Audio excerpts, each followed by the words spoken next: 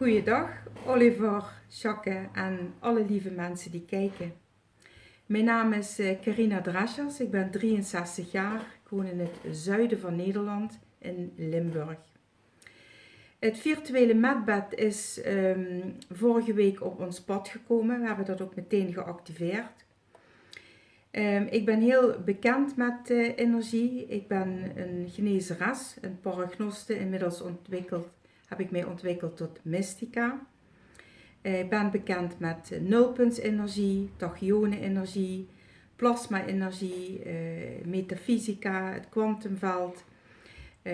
Heb vele mensen opgeleid, ben lang directrice en docent geweest aan mijn academie. 40 jaar praktijk gehad als paragnoste, maar ook als psychotherapeute en als orthomoleculair geneeskundige in de klinische psychoneuroimmunologie. We zijn nu met vervroegd pensioen, dat heeft ook met mijn gezondheid te maken. Ziek zijn loopt als een rode draad door mijn leven. Ik weet dus heel goed hoe het is om ziek te zijn, maar ben er ook altijd van overtuigd dat je oplossingen tegenkomt en op zoek moet gaan naar oplossingen en dat je die dan ook zult vinden. Ik heb veel les gegeven in de kosmische wetten, de wet van aantrekkingskracht, de wet van bewuste creatie, de wet van toelaten. We leven nu in de eindtijd. Vanaf 2007 ben ik mij bewust van The Great Reset. En we zijn nu deel, mijn man en ik, en een groep die ik begeleid. We zijn totaal met 17 mensen van The Great Awakening. En we wachten dus met z'n allen op het vrijgegeven worden aan de mensheid van de medbeds, die al zeker 1000 jaar oud zijn en die de elite, de negatieve elite, onder de grond altijd ter beschikking heeft gehad, maar die uit de dumps nu tevoorschijn komen en die ze aan het reproduceren zijn, zodat alle mensen op de wereld hier gebruik van kunnen maken. Nou, en op dat moment, we zijn al een hele tijd bezig met het werken met plasma-energie, het werken met plasmabollen, wat ook hele geweldige resultaten geeft, zowel lichamelijk als psycho-emotioneel. Kwam dus het virtuele medbed op ons pad. Nou, daar zijn we heel nieuwsgierig naar, dus we hebben dat vorige week zaterdag gewoon nog meteen geactiveerd. En in de nacht zijn mijn man en ik dat gaan doen. En de volgende dag heb ik meteen een verslag geschreven. De dag erna heb ik nog een stukje verslag geschreven. En nu zijn we een week verder. Ik heb met opzet een week gewacht om te kijken wat gebeurt er dan nog in die week en hoe voel ik me dan. En me toen ook voorgenomen en vandaag geef ik gehoor aan dat verzoek van jou, Oliver, om dan ook een review te maken, een verslag te melden, een opname te maken, zodat anderen daar ook deel van kunnen worden. Ik lees mijn verslag even voor. Om 11:15 s'nachts ging ik in bed liggen en gaf het medbed opdracht in te schakelen door te zeggen: medbed 9010 wordt nu geactiveerd. Daarna verbond ik mij met mijn hogere zelf, de Heilige Geest en de kwantumenergie voortkomend uit het godsbewustzijn en zei hardop: u weet wat nu de prioriteiten zijn om te helen, daar geef ik mij aan over. Ik wil, als dat mag, ook graag mijn wensen uitspreken en dan beslist u wat het beste voor mij is. Ik zou graag gezonder willen zijn en beter kunnen lopen en fietsen, met gemak en plezier. Als ik zover ben, mag het medbed mij scannen en de behandeling beginnen.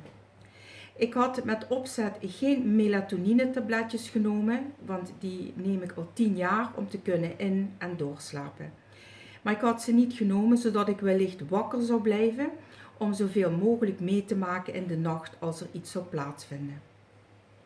Na de zogenaamde activering voelde ik in eerste instantie helemaal niets en zag helderziend ook niets. Na een paar minuten kreeg ik lekker warme voeten, terwijl ik op mijn rug lag en dan blijven mijn voeten eigenlijk normaal altijd koud. En daarna warme, tintelende handen. Hierna begon de achterzijde van mijn linkerbeen echt flink te kriebelen. Dit hield een tijdje aan. Toen begon er een flinke druk in mijn bovenbuik te ontstaan. Meteen onder de borstkast, middenrif, alvleesklier, lever, gal en darmen tot aan de navel.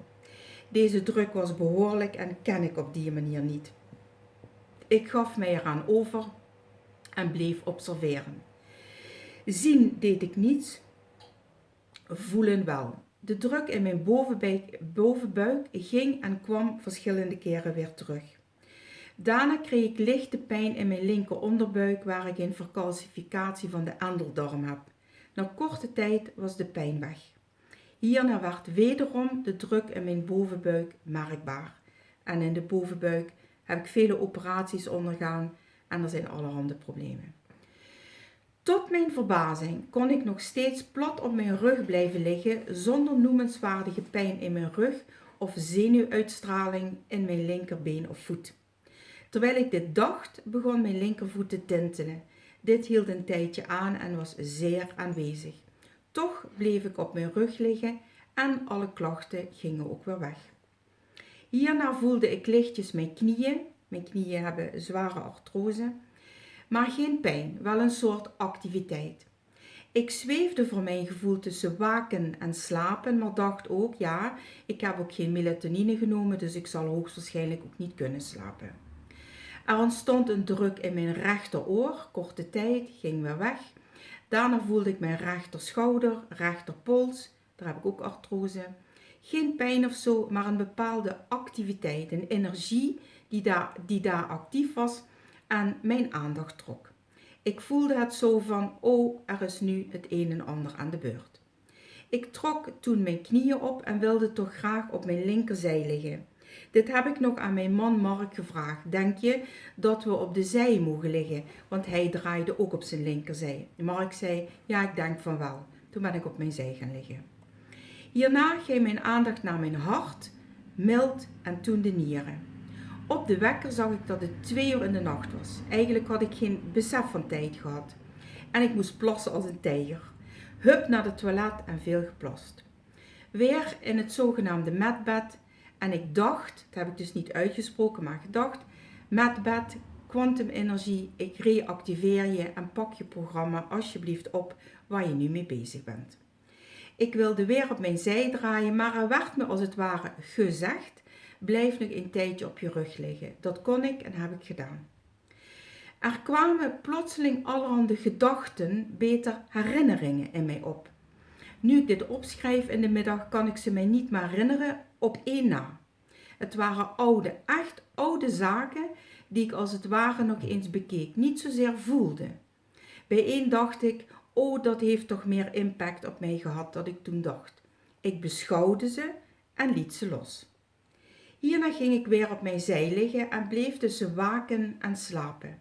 Toen kreeg ik jeuk. Mijn huid begon op sommige plekken aandacht te vragen. Oké, dacht ik, nu is dus de huid aan de beurt.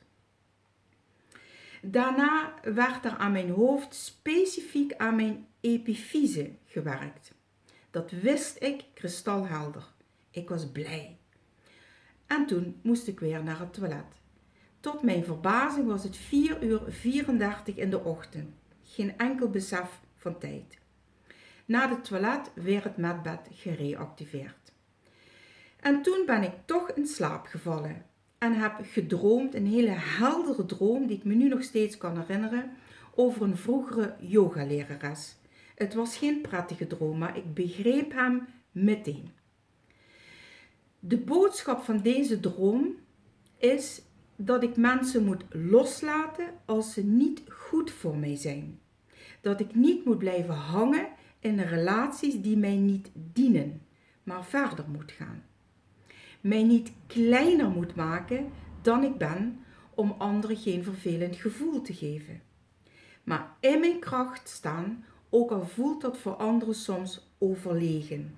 Zo hoor ik te zijn. Tot mijn grote verbazing heb ik diep en vast geslapen en, wat ik het allerverbazingwekkendste vond? Normaal draai ik mijn hoofdkussen vanaf 1 uur of 4 heel vaak om. Zoek ik steeds een verkoelend plekje en heb ik een heet hoofd en vaak last van nachtwarmte. Dat is hormonaal. Nu lag mijn hoofdkussen nog exact zo als ik was gaan slapen. Ik heb het niet eenmaal omgedraaid. Geen last van nachtwarmte gehad. En zonder melatonine van 4:30 tot 7:15 diep geslapen. Dus dat vind ik heel bijzonder. Bij het ontwaken voelde ik me fit en zijn mijn man en ik nog in bed een tijdje blijven praten over onze ervaringen. Wat mij wel opviel is dat ik niet zoals gewoonlijk meteen naar het toilet kon om mij te ontlasten. Ik heb het op zijn beloop gelaten. Rond 11 uur zijn we een kleine boswandeling gaan maken. Ik voelde me rustig en goed en het lopen ging redelijk. Daar ben ik altijd heel blij. En hier ben ik toen gestopt met het tikken van het verslag. De volgende dag, dat was zondag, heb ik nog een klein verslag gemaakt. Na de lunch kon ik eindelijk naar het toilet. De ontlasting was lichtbruin en dat is voor mij winst, want hij is zelfs wit geweest. Dus ik ga vooruit. Rond 2:30 gingen we in onze sauna. Dat doen we iedere zondag. We zijn 2 rondes, hebben we gesauneerd. Daarna ben ik nog 7 maal naar het toilet gemoeten. Dat is echt ongekend. Alsof er heel veel afvalstoffen en vooral oude galsappen uitgepoept moesten worden. Ik zat bijna continu op de pot, kleur variërend. Dit heeft geduurd totdat we naar bed gingen, 's avonds om 11:30. In bed zeiden we beide 90-10 met bed, activeer. Omdat we wilden uitproberen of het nogmaals werkte. Ik verbond mij bewust met mijn energiebol, dat is een plasma-energiebol, en de kwantumenergie en ben meteen als een blok in slaap gevallen en heb heerlijk geslapen. Verder niets bijzonders. En dan is het vandaag zaterdag 15 januari 2020, 1 week na onze medbed-ervaring. Wat zijn mijn bevindingen? Ik kan iets beter de trap op en af lopen en iets beter wandelen. Mijn galproblemen zijn sterk verbeterd. Minder last van nachtwarmte heb ik. En psycho-emotioneel voel ik mij nog sterker als mens die bewust is van zijn goddelijkheid. De grote vraag die wij, mijn man en ik, ons stellen is: we hebben dit met het medbed 90-10 ervaren, dat is een feit. Maar is dat omdat we de visualisatie van dat medbed nodig hadden om heling te creëren in verbinding met het kwantumveld? Of zijn we letterlijk toch in een programma, door een programma letterlijk verbonden geweest met de medbed kwantumenergie? Dat weten we dus niet. Met andere woorden, kunnen we dit ook ervaren zonder dat programma? Nou, afgelopen week hebben we een paar keer dat als het ware geactiveerd. In ieder geval ons verbonden met het kwantumveld. Maar we hebben niet dezelfde ervaring gehad. Dus misschien ligt dat ook aan onze instelling. Misschien moeten we dat net als de vorige week zaterdag heel bewust doen. En dan ben je ook vol verwachting. En je bent in een ontvangende staat, maar ook in een observerende modus.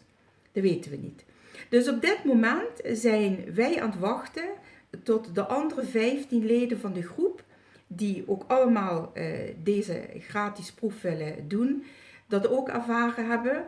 En dan gaan we daar binnenkort in een samenkomst gaan we daar ervaringen uitwisselen. Dat doen we nu allemaal ook. Eens over brainstormen hoe dat dan zit. En mocht jij, Oliver, nog een vervolg aanbieden als proef, dan stel ik mij in ieder geval beschikbaar als proefpersoon. Want ik vind het zeer interessant. Ik wil je in ieder geval hartelijk danken voor deze mogelijkheid. Dank je wel. Ik ben er blij mee. Ik kan het ook iedereen aanbevelen. Ik denk het komt op je pad en dan kun je er iets mee doen of niet. Nou, ik ben een onderzoekend iemand en ja, alles en iedereen komt tot mij op het juiste moment en de juiste manier. Dus ik heb deze mogelijkheid meteen ook aangegrepen. Dankjewel Oliver en iedereen bedankt voor het kijken. En laat het jullie bijzonder goed gaan. Ik wens iedereen heling toe en een goed ontwaken. Zodat we een nieuwe, goede wereld kunnen creëren met z'n allen. Dag!